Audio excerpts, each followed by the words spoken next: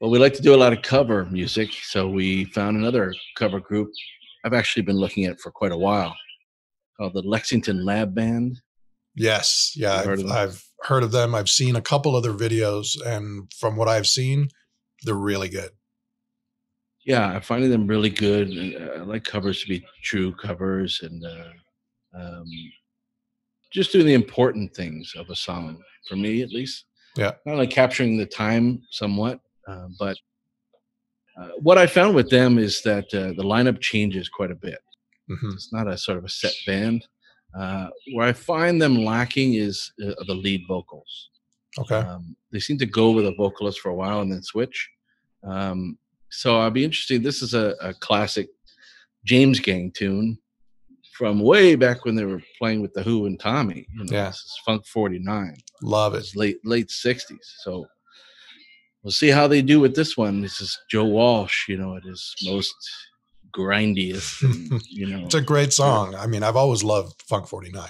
One of my favorites. Yeah, and for a song that old and epic too. If you have funk in the title, you should have some funk, and this definitely has some funk. So yeah. But it's just a hardcore rock song. And Yep. But with Joe Walsh's inimitable charm and Right. Unique playing. So let's see how they recreate it. All right. Cool. Let's check it out. All right.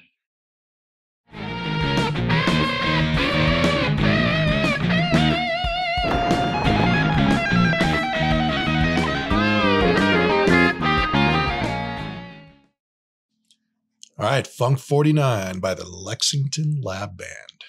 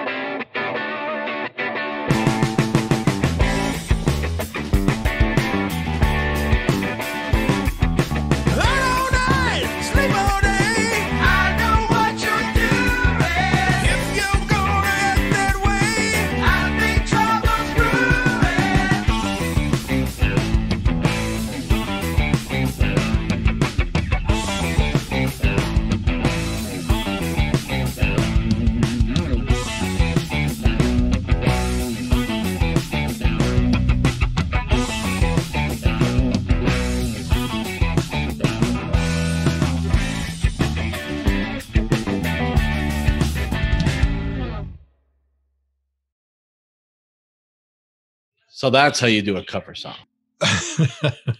Well, okay. So first of all, I thought the vocals were phenomenal. I think they did Great. the vocals great justice, especially hear that? the background vocals were Yeah. spot on. Yeah. Yeah, they got the Charo vocals there in the Yeah. break. The one And thing I felt was lacking, however, was the dirtiness of the guitar. It was too it was clean. a little cleaned up. Yeah, I agree. Yeah, and almost like there was some crunch to the sound, but it was almost like put on to try to mimic that crunch. It didn't feel genuine to me, the guitar. Who knew you'd be nitpicking that?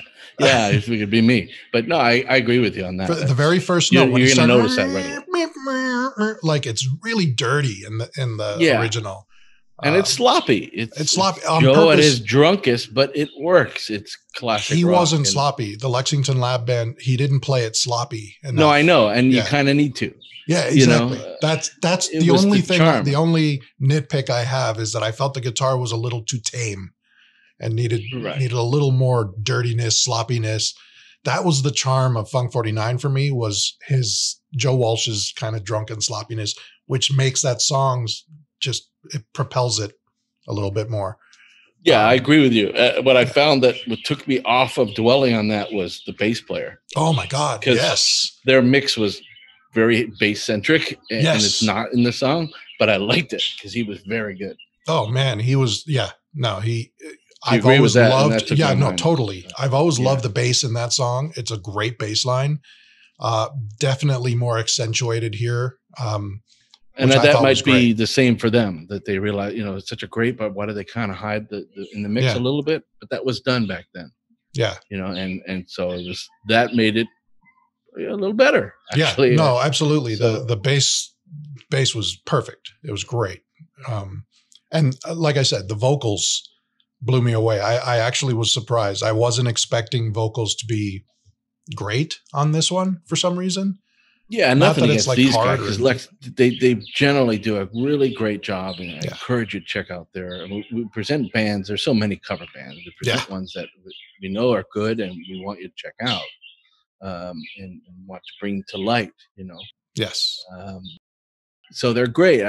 What I found with at least the last vocalist that was there for quite a while, or at least in a lot of songs they did, was he turned it from like a great live band to like one you find on a cruise ship. It was like and the they're picking songs that are have very unique, legendary vocals. Yeah.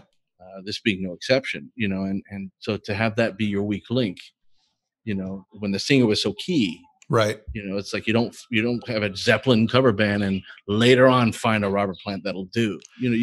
Well, and that's what I found with them. But this when you do a cover and there's one particular part of the song, like the vocals, that just really stands out in the original, you either have to nail it like the original or you have to go completely the opposite way. Yeah, have your own thing, but it just for some reason. Because if you fall short, the whole song's going to fall short. Yeah, and unfortunately, in this one, that initial guitar was, just something that it's so stand out from in the original song, when that first note appeared, when you hear that first the bend, it's like it draws you in. It's like, oh, what is going on? What is this? Yeah, this one was a little clean. It was like, all right, it's a guy bending a note on a guitar. It didn't. And then when he's coming off the riff, it's that I'm drunk and blah. Yeah. It worked. But so this was a little cleaned up version. But overall, it was phenomenal. All the pieces came together. I was, like I said, the vocals for me were a highlight because I just didn't. With the original song, you've got the background vocals that they almost sound like a taunting child, like yeah. And they made it sound just like that. It was perfect. Yeah. And even the lead vocals, it was great. And then and the bass and the drums, everything was great. Just a little more dirtiness and sloppiness on the guitar. He's too much of a perfectionist in this one, I think. Yeah, you had your crunch at 3, you needed about 7. Yeah. But that's But that's nitpicking. It is nitpicking. And I don't know that a lot of people would would even notice that. But for me, the guitar was such an integral part of the song. Yeah. That you notice it. But no, phenomenal. And they do a lot of stuff. They do some heart covers too, where they get some female vocalists to join.